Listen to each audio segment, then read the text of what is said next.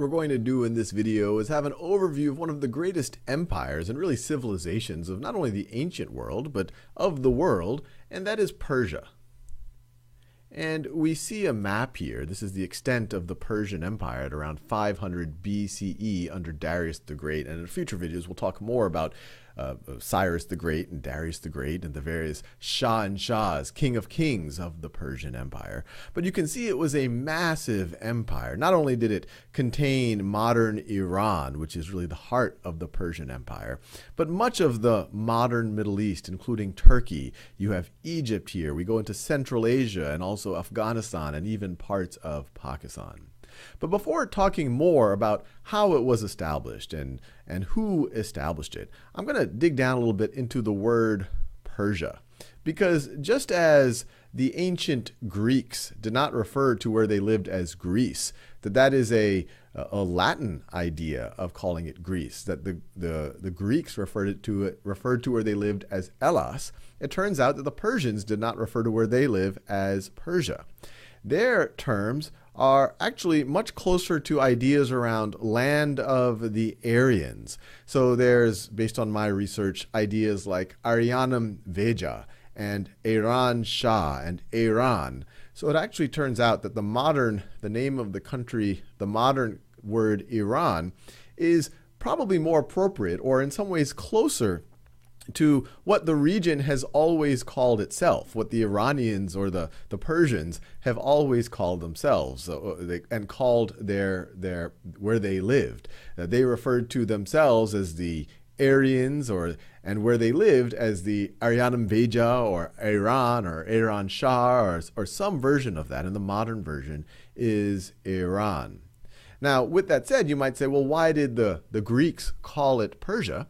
Well, the Persian Empire, what we consider to be the first true Persian Empire, is the Achaemenid Empire. And we'll talk in a second why do we call it even the Achaemenid. But the Achaemenid Empire emerges from a region of Persia, I guess we can say, that in this map is referred to as Persis, but other names for it are Pars, and even in modern Iran, there is a region called Fars, which coincides very close with it.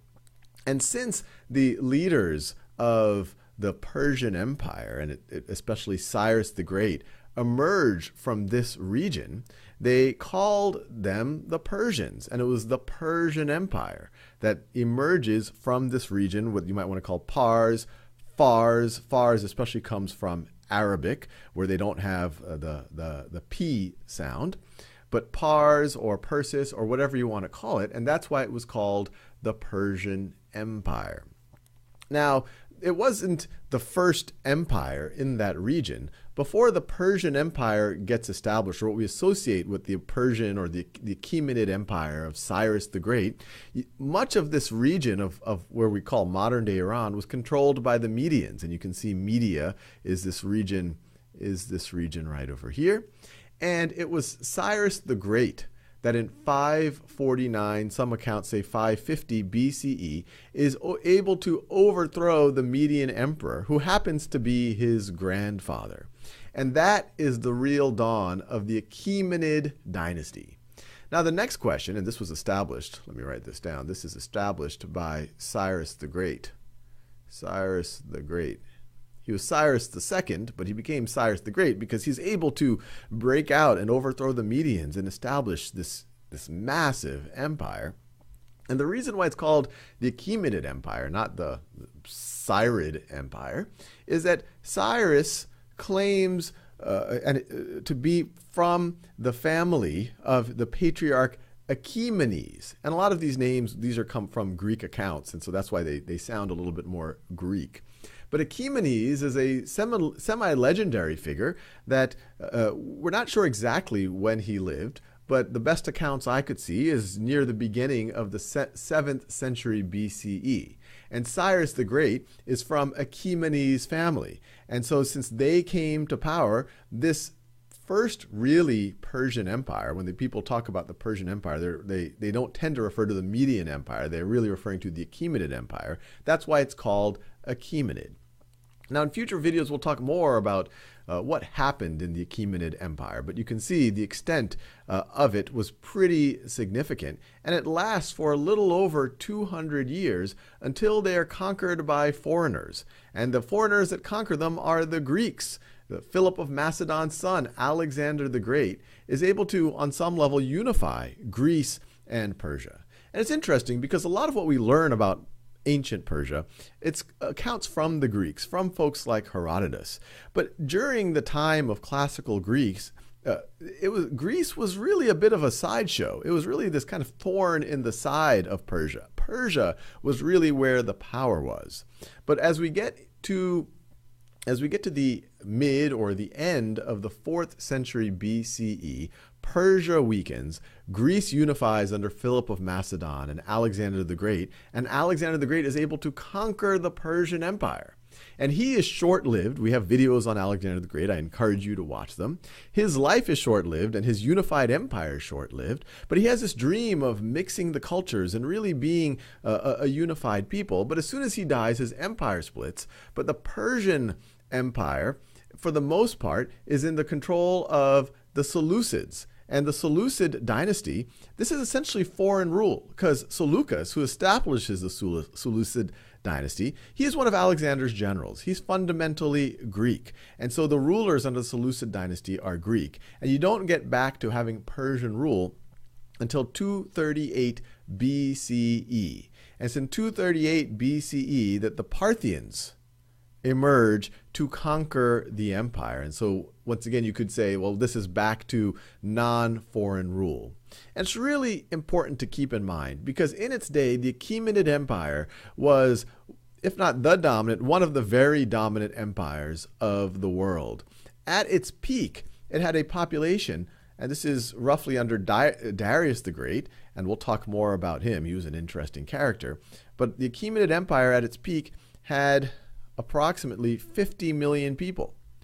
And that's a lot of people at any time in history, but especially at that time in history, because at that time in history, there was only a little over 100 million people in the world, or at least that's our current estimates. So this is actually the largest proportion of the world's population that any empire has ever had in history, as far as we can tell. So that gives it some claim to being maybe the greatest or one of the greatest empires in world history.